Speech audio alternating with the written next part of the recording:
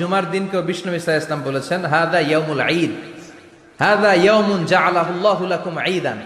তাবারানীর হাদিস।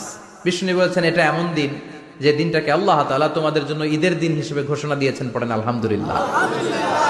আল্লাহ তাআলার একটা বৈশিষ্ট্য হচ্ছে সুন্নাতুল্লাহি ফিত তাফদীল।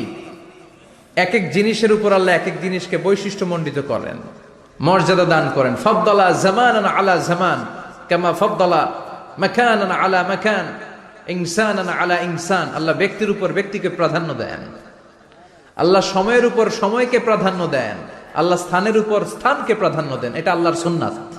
এটা আল্লাহর কি সুন্নাতুল্লাহি ফিত তাফদীল।